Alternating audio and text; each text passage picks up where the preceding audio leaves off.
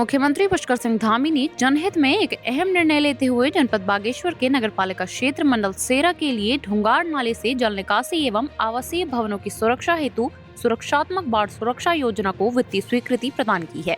विधायक पार्वती दास ने बताया कि राज्य आपदा न्यूनीकरण निधि मद के अंतर्गत इस योजना हेतु 1,87,73,000 रुपए की स्वीकृति दी गई है।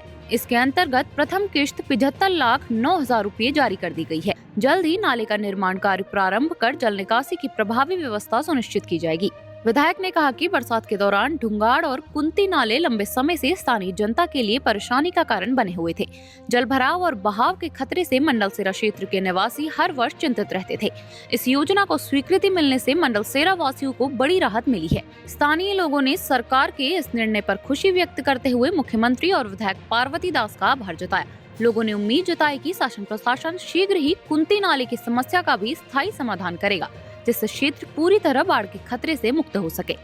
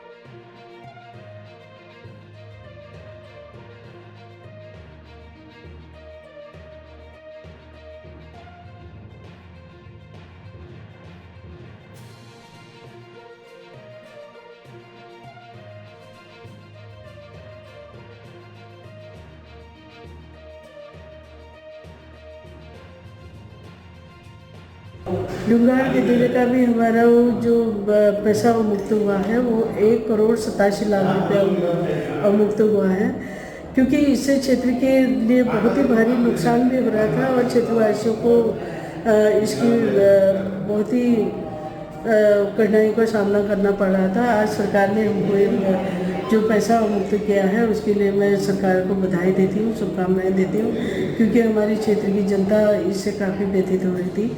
तो आज हमारी सरकार ने हमारी जो भी मांगे थी वो पूर्ण कर रखी है। इसके लिए मैं बहुत बहुत बधाई देती हूँ, शुभकामनाएँ। मैं इसके लिए उत्तराखंड सरकार का विशेष आभार धन्यवाद करता हूँ, मुख्यमंत्री जी का और स्थानीय विधायक हमारी पार्वती दास मैम का और नगर पालिका अध्यक्ष सुरेश सेसवाल जी का।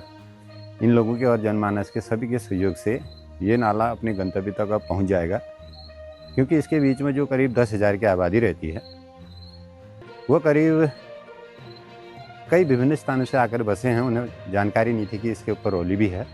जब से ये कांडा सड़क बनी, कांडा रोड बनी है, तब से इसका कटान ज़्यादा ही बढ़ते गया और इसमें जो पहले से छोटी सी एक रोली थी, जो जल स्रोत था जहाँ से सभी लोग अपना पेयजल और सिंचाई की व्यवस्था करते थे, लेकिन रोड कटान के बाद उसमें कुछ खनन बढ़ा, कुछ गाड़ियाँ आने जाने से पत्थरों का जो खदान हुआ, उससे निरंतर जो बाढ़ की स्थिति बनी उसमें सिर्फ पत्थर बह के आते थे। तो इसलिए पत्थर को लोकल हमारे कुमाऊनी भाषा में ढूंग कहते हैं। तो इसलिए इस जो गाड़ और इस गधेरे का नाम पड़ा, उसका नाम ही ढूंगाड़ पड़ गया। और ढूंगाड़ ऐसी स्थिति थी कि जब भी चातुर्मास में आता है तो पूरे मलबे के साथ और पत्थरों के साथ आता, काफ़ी नुकसान कर देता है।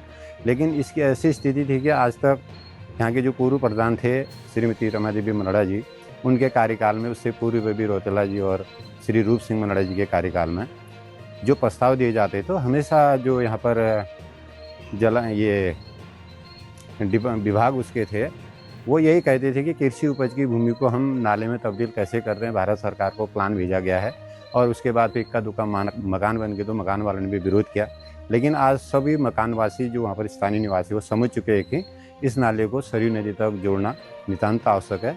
यदि ऐसी स्थिति नहीं रहती हो कभी भी भयावह स्थिति हो सकती है। इसके लिए पुनः सभी का आभार करूँगा और सभी जनमानस ने जो सहयोग कर रखा है, जिनके खेत बीच में आते हैं, कहीं पर जिनका अतिक्रमण की स्थिति है, दीवारें आ रही हैं, तो वो भी अपना पूर्ण सहयोग बनाए, क्योंकि इसके साथ उनकी कल के दिन जो सड़क सुरक्षा होगी, किनारों से जीप का आवागमन होगा, तो आपको गैस सिलेंडर से लेके कई चीज़ें घर के अंदर मिलेंगी। बागेश्वर शहर विकसित हो रहा है, इसके लिए बहुत बहुत आभार। तो साथ ही जो कुंठी नाला है, उसके लिए तो बहुत पहले जो सड़क बनी थी वो भी अब जुड़ गई है।